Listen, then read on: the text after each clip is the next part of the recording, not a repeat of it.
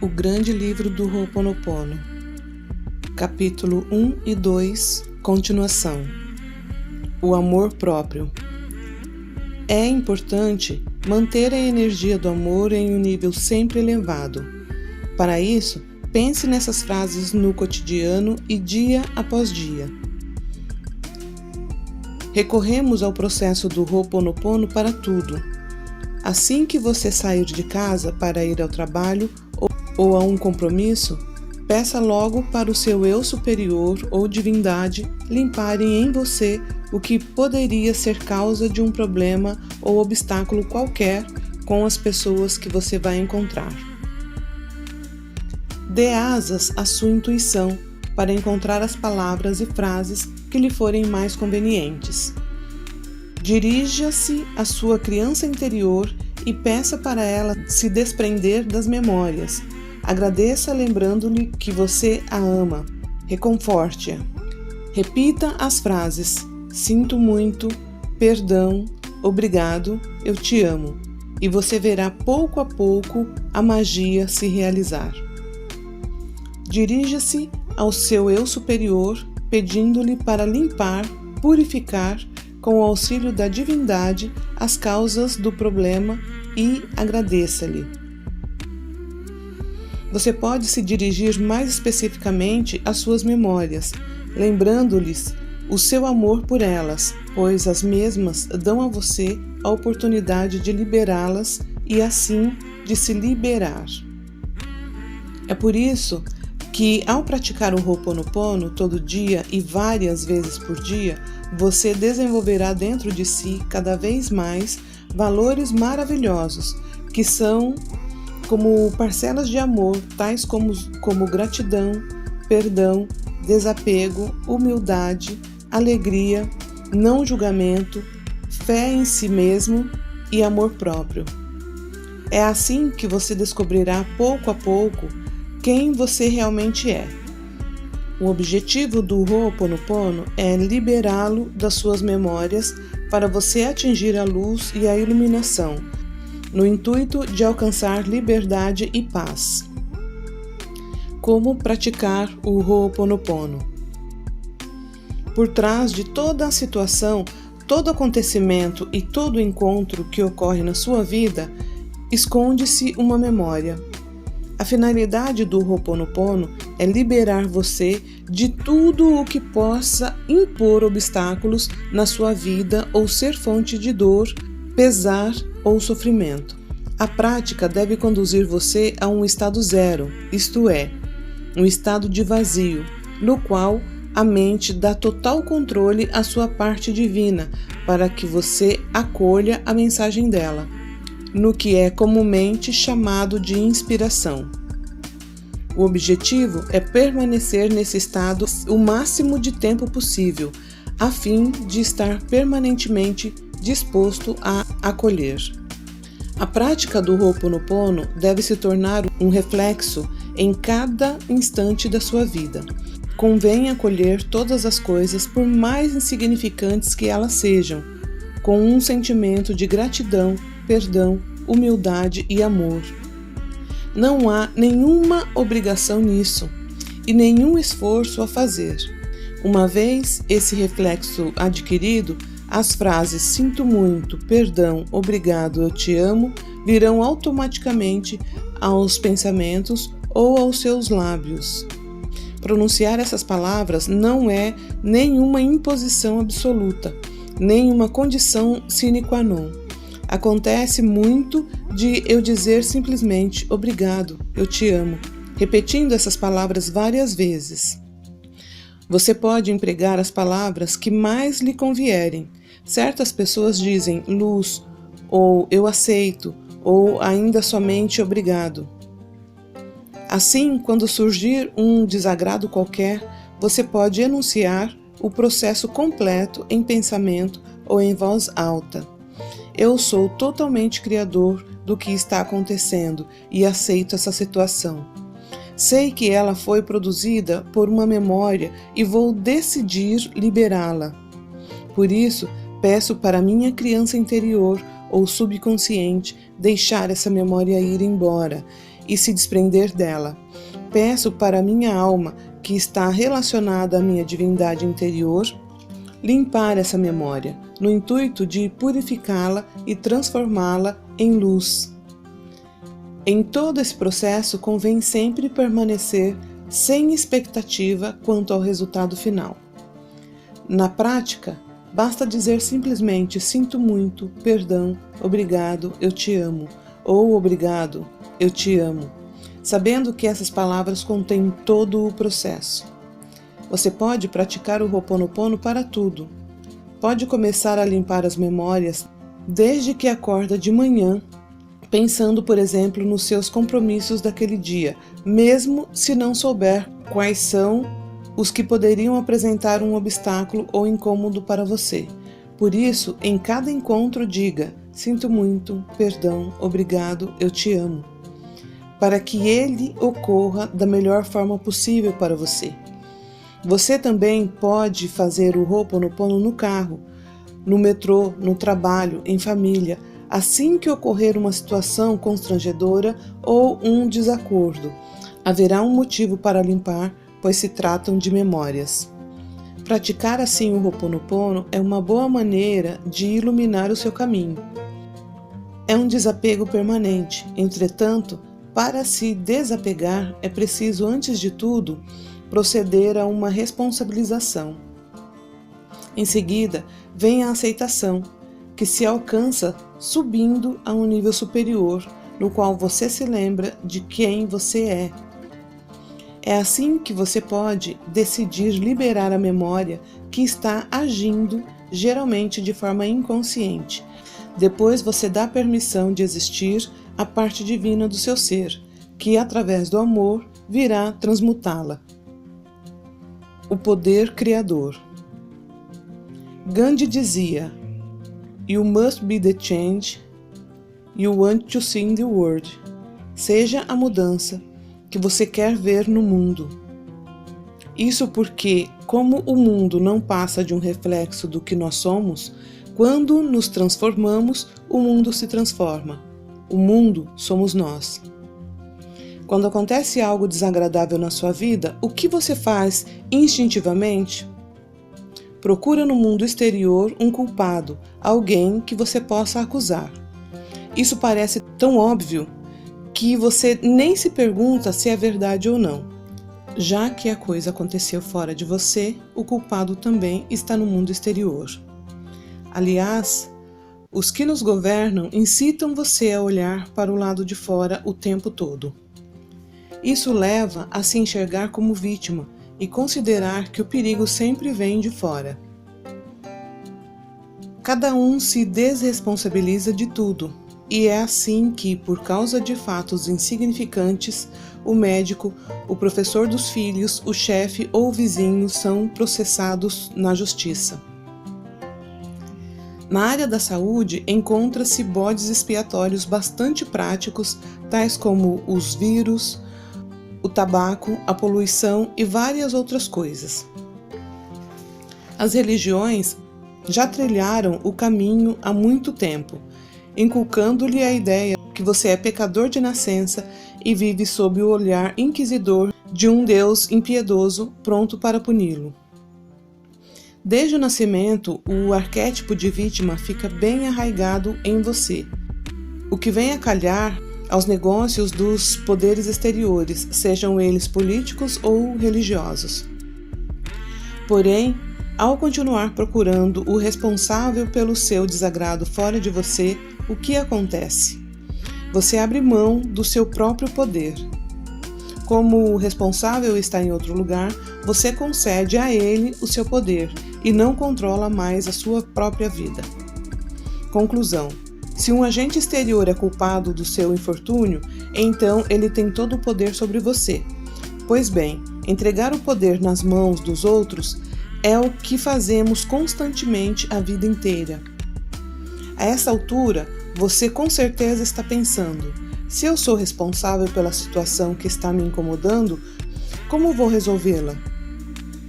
Se você aceitar que é criador de tudo o que lhe acontece, poderá mudar a sua realidade. A partir desse momento, você conquista o seu poder, pois considera que ninguém mais, além de si mesmo, é responsável pelo que lhe acontece. Não é mais culpa dos outros, que só interferem na sua vida para lhe mostrar o que há a mudar e melhorar em você. Os outros não são, de forma alguma, os responsáveis. Você é o único responsável pelas coisas que acontecem na sua vida, por tudo. Portanto, você pode dizer: você não tem nenhum poder sobre mim, sobre a minha vida. Eu sou o artesão da minha vida. Vou mudar aquilo que fez com que me acontecesse uma coisa que me incomodou ou me fez sofrer. Eu controlo a minha vida. Quando surge um problema na sua vida, será que a solução dele está fora de você, no mundo exterior? Se você quiser que tal problema deixe de existir, será que deve tentar mudar os outros, que segundo você são as causas do problema que o está atrapalhando? Vejamos a resposta com o retroprojetor. O retroprojetor. Vou citar um exemplo que vai lhe mostrar o que quer dizer criar a sua realidade em cada instante da sua vida. E também o fato de que um problema não está onde normalmente pensamos que ele esteja. Você sabe o que é um retroprojetor? É um aparelho que projeta imagens, uma após as outras, em uma tela. Vamos supor que você esteja confortavelmente sentado na casa de uns amigos, vendo uma série de slides. E de repente, ao ver a última imagem que aparece, alguma coisa deixa você extremamente incomodado. Talvez seja uma frase escrita, ou então a representação de uma cena, um personagem ou cores, formas, mas não importa muito saber o que é. O que se nota é que naquilo que você está vendo, alguma coisa o incomoda a ponto de suscitar em você uma enorme emoção.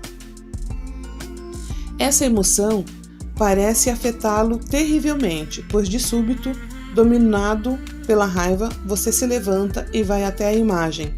Depois, pegando um objeto cortante, raivosamente você rasga a tela. Porém, vê que a imagem continua sendo projetada um pouco mais adiante, na parede situada logo atrás. Então você se precipita até ali com o objetivo de destruir aquela imagem que lhe é tão incômoda. Se lhe dessem uma picareta para quebrar a parede no lugar onde a imagem está se projetando, seria esse o método certo para fazer a imagem desaparecer? Claro que não. Todos nós sabemos que para mudar uma imagem projetada por um retroprojetor, basta simplesmente mudar o slide que está dentro dele. Por conseguinte, se uma imagem projetada por um retroprojetor estiver incomodando você, a solução do problema não está na tela ou na parede, mas sim no próprio retroprojetor. Basta trocar o slide para simplesmente ver uma outra imagem, e desta vez uma imagem que lhe convenha. Você acha que é diferente com você? Óbvio que não. Você funciona de certa forma como um retroprojetor. Quando aparece um problema, você imediatamente é levado a buscar a solução dele fora de si mesmo, como se a ou as causas do problema fossem separados de você, ou seja, como se essas causas não estivessem conectadas a você. Se fizer isso, com certeza estará procurando no lugar errado, pois a solução de qualquer problema que você encontre não está no mundo exterior. De fato, um acontecimento que sucede não tem existência própria fora de você. A percepção que você tem dele é, na verdade, apenas o reflexo dos seus pensamentos, crenças e memórias. Você é, de certa forma, um retroprojetor, com um desempenho 1000 vezes melhor, sem sombra de dúvidas. Pois assim como ele, você projeta imagens, cenas e personagens que não passam do reflexo do que você é dentro de si mesmo, dos seus pensamentos. Assim como um retroprojetor, você encontrará a solução do seu problema não no mundo exterior, mas sim dentro de você, no seu universo interior, seja qual for a causa. E relembramos que, quanto mais intensas são as emoções que acompanham tais pensamentos, mais criadores são os seus pensamentos. Mas de onde vêm os seus pensamentos, a não ser de suas memórias? Memórias estas que, através de um procedimento muito simples, o Ho'oponopono lhe propõe limpar, a fim de liberá-lo da dominação delas e levá-lo à paz. O perdão abre as portas para o amor. As frases "eu sinto muito", "perdoa-me" fazem parte do processo do Ho'oponopono. Pode-se dizer igualmente "eu sinto muito, pois não sabia que tinha essas memórias dentro de mim. Perdoa-me, minha criança interior que já sofreu muito e que eu deixei desamparada. Perdoa-me, minha alma, por tê-la privado da minha confiança. Perdão, minhas memórias, por tê-las ignorado, e perdão a mim mesmo pelos sofrimentos que me infligi por causa do amor próprio. E peço perdão aos outros pela maneira como fiquei julgando-as." Normalmente, você acha que deve perdoar os outros pelo que eles lhe fizeram. Os outros são considerados como culpados e você fica então julgando-os. Contudo, como você pode julgar os outros se eles não passam de um reflexo de si mesmo? Julgar os outros é julgar a si próprio. Ao julgar ou criticar, você fecha o seu coração para o amor, fonte de vida que está por toda parte, e deixa de amar. O fato de julgar induz a dualidade e a separação que desconectam você da energia do amor. E quando você deixa de amar, logo penaliza a si mesmo, pois se afasta do amor. É por isso que, com um sentimento de profunda sinceridade, você deve pedir perdão àqueles que aparentemente causaram os seus desagrados, porque ao julgá-los, você os usou para se fechar do amor. O perdão é essencial no processo do Ho'oponopono, pois ele libera as suas zonas de sombras e os seus medos, abrindo você para o amor. A luz e a sombra. Imagine um instante que você esteja em um cômodo sem janela. Há uma porta cujas frestas foram perfeitamente tapadas. A luz está apagada, fazendo com que o cômodo esteja mergulhado na escuridão total. Você está ali em pé, dentro do cômodo completamente escuro. Sua mão está na maçaneta da porta. Você sabe que, do outro lado, há um outro cômodo perfeitamente bem iluminado e muito claro. De um só gesto, você abre a porta. O que acontece? Você fica ofuscado sem dúvida, mas sobretudo logo observa que a luz entra no cômodo em que você estava antes. Isso não o surpreende e é normal. Em compensação, você notou algo diferente no cômodo que estava muito bem iluminado? Ele ficou mais escuro? Claro que não. O cômodo que estava muito bem claro continuou claro e não mudou de luminosidade. Ele ainda está tão luminoso quanto antes. Essas são questões que podem lhe parecer absurdas. Está na cara, dirá você. E, no entanto, observe o seguinte. O escuro, por exemplo, o do cômodo sem janela, só existe por ausência de luz. É isso mesmo? É sim, visto que assim que deixamos entrar a luz em um cômodo não iluminado, o escuro se atenua e se torna menos escuro. Mas então, poderíamos dizer que o escuro não existe? A ciência sabe tudo sobre a luz, sua composição, sua velocidade, etc. Todavia, será que ela já estudou o escuro? Não que eu saiba. A luz está em todo lugar, e da mesma maneira o amor também está em todo lugar.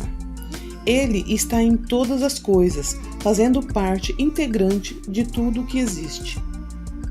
Os seus medos são as suas zonas de sombras, as suas partes escuras. O escuro é o contrário da luz. o seu oposto. Da mesma maneira que o escuro só existe por ausência de luz, pode-se dizer que os nossos medos só existem por ausência de amor. Vamos voltar à nossa metáfora. Imagine que você esteja no cômodo obscuro, com a mão na maçaneta da porta. A porta está ligeiramente entreaberta para muitos, um pouco mais aberta para outros. Mas por que você não abre essa porta completamente para ficar banhado de luz? Porque você mantém a mão bem firme na maçaneta da porta, impedindo-a de se escancarar para o amor? Por que você permanece agarrado aos seus medos e continua se fechando para o amor?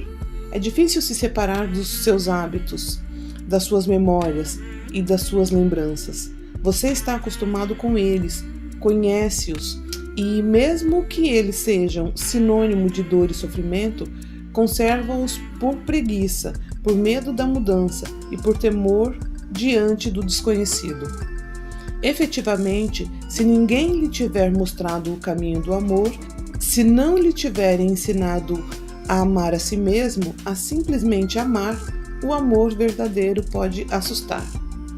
Aliás, pode parecer paradoxal dizer isso. No entanto, dá para entender que tudo o que você não tem dentro de si é desconhecido. E o desconhecido provoca medo. Se o amor não existe em você, naturalmente você não pode atrair o amor. Contudo, parece tão fácil girar a maçaneta daquela porta e assim ser invadido pelo amor. Por isso, sem dúvida seria preciso desenvolver dentro de si mesmo o desapego, a autoestima e a fé na sua alma. Não se trata de abrir a porta de forma demasiado brutal, pois o ofuscamento poderia ser doloroso. Cada um deve fazer isso no seu ritmo, de acordo com a sua própria evolução. É o perdão total que pode nos levar ao desapego e nos liberar. O verdadeiro perdão deve incluir um desapego completo da consciência de vítima. O perdão total. Para as nossas mentes ocidentais, sob influência judaico-cristã, o perdão é um conceito delicado, pois ele nos aprisiona na noção de culpa. Se estou pedindo perdão, é porque sou culpado de um erro. O ego tem horror de reconhecer seus erros e ainda mais de pedir perdão. É por isso que se livrar da dominação de memórias tão pesadas, ensinadas há tantos séculos, não é nada fácil. Além disso, há um quê de humilhação em admitir a própria culpa, o próprio erro. Porém, quando a humilhação se transforma em humildade, o perdão pode liberar você do papel de vítima totalmente, convidando-o a modificar radicalmente a sua visão do mundo, bem como a interpretação de tudo o que acontece com você. Na prática do Ho'oponopono, no momento em que você disser perdão ou perdoa-me, dirija esse perdão a si mesmo. Você alcançará então o estágio supremo que o poder do perdão proporciona, despertando um sentimento de felicidade indescritível, um alívio libertador, um desapego total. As portas do seu coração se abrirão totalmente sem esforço, a luz o invadirá e o arrebatará. Será como um novo nascimento. Pode-se ver o perdão como um eixo central do processo do Ho'oponopono. Se o pedido de perdão for feito com muita sinceridade e uma profunda humildade, os medos e as resistências podem começar a se dissolver e dar lugar a um sentimento de amor total. O perdão é verdadeiramente uma porta que lhe permite passar da dominação do ego para o espaço infinito de liberdade e de paz que existe no coração. O perdão é um ato de amor, um dom de si total. É através do dom que você constituirá uma unidade com a fonte divina. Ao optarmos por pedir perdão, trocamos o nosso orgulho e a importância que atribuímos a nós mesmos por humildade e simplicidade. Renunciamos às nossas pretensões, à nossa suposta superioridade, descemos do nosso pedestal e algo de repente se abre para nós. Desfazendo-nos da nossa armadura, desapegando-nos das nossas recriminações, reconquistamos a nossa liberdade. O Buda de Ouro. O amor está por toda parte, garantindo a coesão e unidade de todas as coisas, do universo, de todos os organismos vivos, de nós mesmos, estejamos nós conscientes ou não disso. Tudo é amor, você é amor. Mas então, o que lhe impede de ter acesso a essa maravilha, a esse tesouro que existe dentro de você? São os seus medos. Os medos que agem como uma carapaça protetora, uma construção do ego. É uma máscara social que lhe permite se mostrar em face do mundo. Vamos ilustrar essa questão através de uma história que ocorreu na Tailândia. Em 1957, um grupo de monges recebeu a tarefa de levar de um templo para o outro um Buda gigante de argila. O mosteiro deles devia ser deslocado para permitir a construção de uma rodovia que atravessaria Bangkok. Foi necessário um guindaste para içar aquele enorme Buda. Porém, ele era tão pesado que apareceram rachaduras. Depois começou a chover. Então, preocupados em preservar a estátua, os monges o colocaram no chão e o cobriram com uma grande lona para protegê-la. Durante a noite, o monge superior quis verificar o estado do Buda. Ao ligar uma lanterna para ver se a estátua havia permanecido seca, ele percebeu, no lugar em que as rachaduras haviam aparecido, um reflexo brilhante. Isso o intrigou, e ao olhar de perto, pareceu-lhe que a argila estava escondendo outra coisa. Na mesma hora, ele foi buscar um martelo e um cinzel, e começou a retirar pedaços de argila no lugar da rachadura. À medida que o trabalho começava e que o monge derrubava pedaços de argila, o Buda ia se tornando cada vez mais brilhante. Ao cabo de um esforço que durou a noite toda, e após ter retirado a totalidade das camadas de argila que o envolviam, o monge teve a imensa surpresa de ver aparecer diante de si um magnífico Buda de ouro maciço. Os historiadores acham que vários séculos antes, quando o exército birmanês estava se preparando para invadir o Sião, que mais tarde se tornou a Tailândia, alguns monges, informados sobre a iminência do ataque e preocupados em proteger seu precioso Buda de pilhagens, haviam-no revestido com uma espessa camada de argila. Como todos os monges morreram durante o ataque, o Buda foi abandonado e seu segredo ficou bem guardado, sendo descoberto apenas em 1957. Durante séculos, esse Buda mostrou sua carapaça grosseira e, no entanto, sólida, escondendo o seu tesouro interior. Uma bela história, extremamente simbólica, pois ela mostra que você está, assim como o Buda de ouro, recoberto por uma carapaça criada inteiramente pelo seu ego, sob o efeito dos seus medos. A limpeza das memórias. Em geral, você destaca a camada de argila que o reveste, carapaça esta composta pelos seus medos, crenças e memórias. Contudo, você admitirá facilmente que o Buda de ouro deve ter sentido um amor e uma gratidão infinitas pela carapaça de barro que o protegeu dos saqueadores durante tantos anos. Da mesma forma, você deve domar e depois amar os seus medos, pois as faces ocultas deles escondem um tesouro.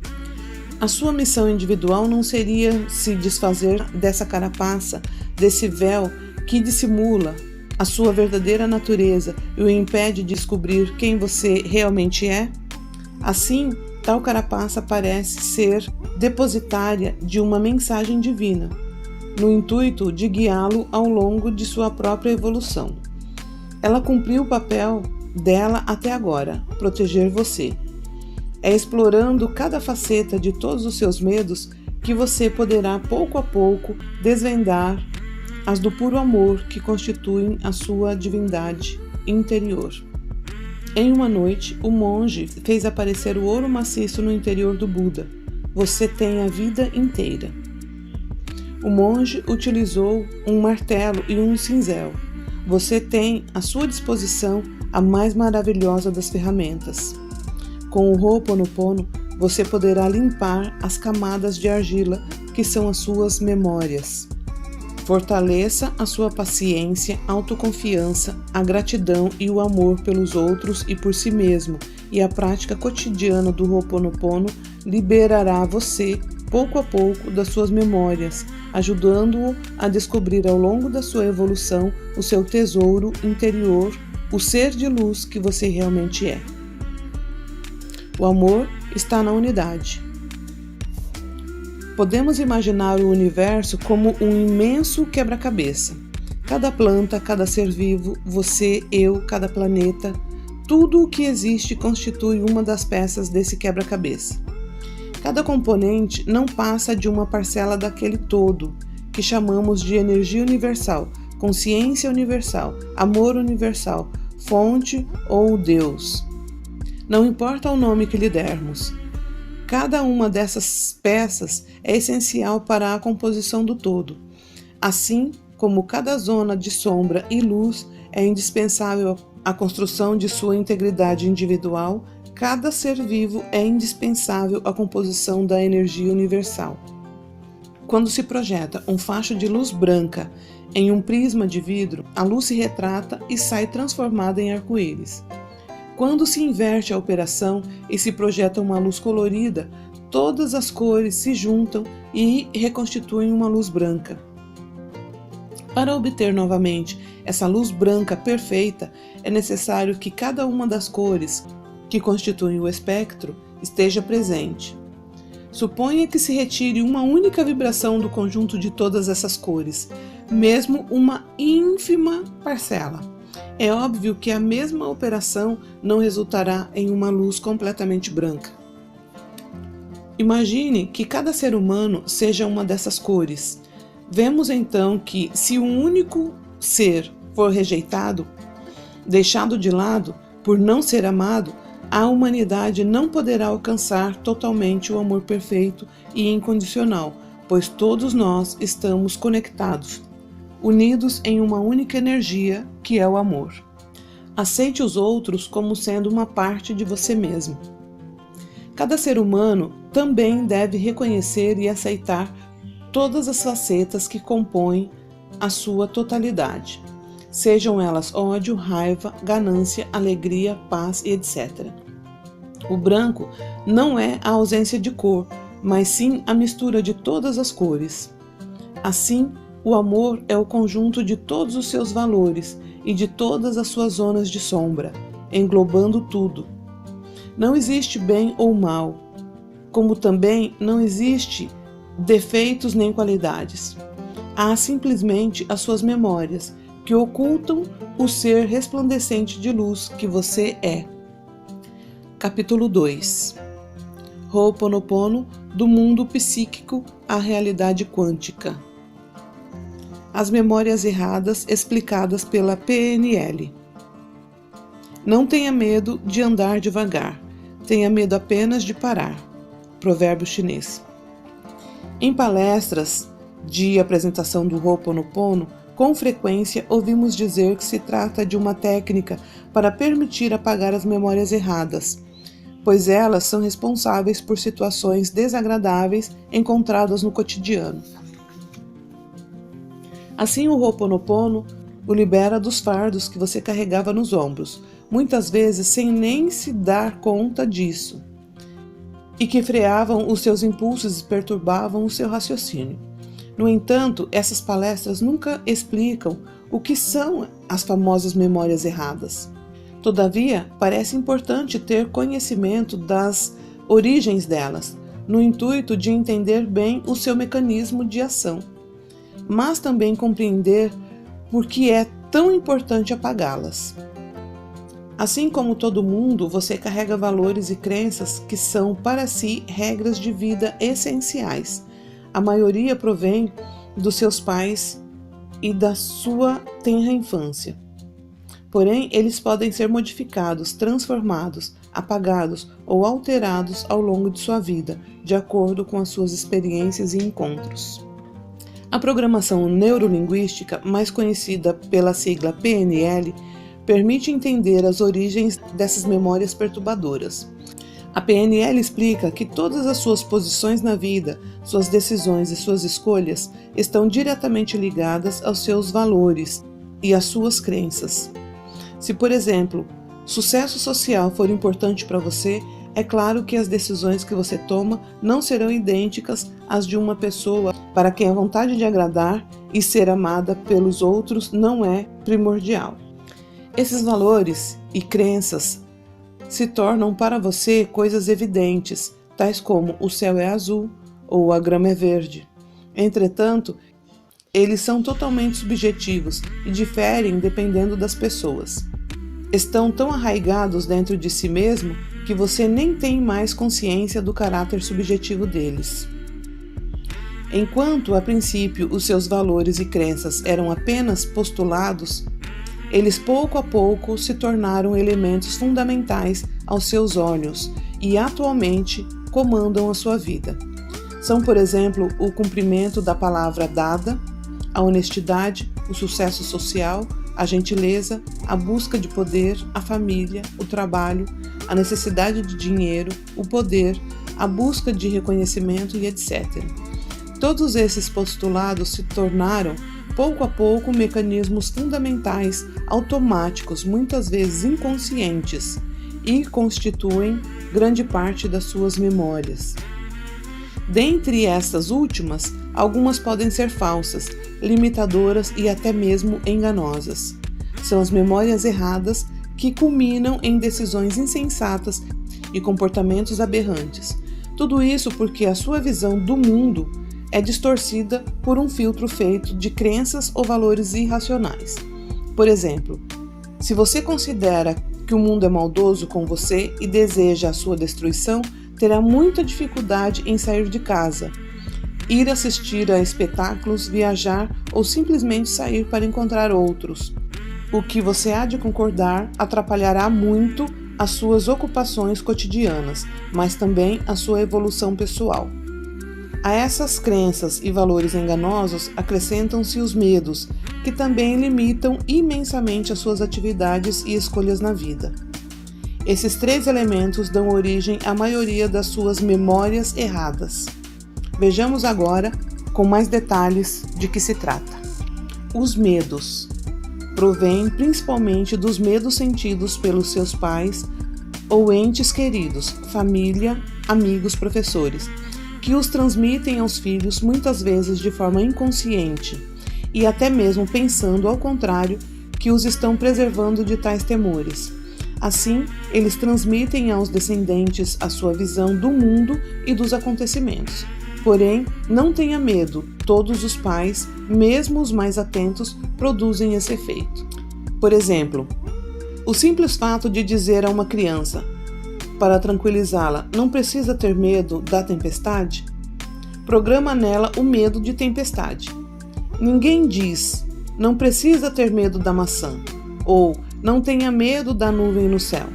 A simples frase, não precisa ter medo de, imediatamente faz a criança entender que, naquela situação, há razões de ter medo, enquanto a mãe ou o pai pensava ao contrário, estar afastando-a desses pensamentos. Entretanto, isso também pode se dar de maneira mais sutil e não passar pela linguagem oral. O não verbal também é muito bem percebido pelas crianças.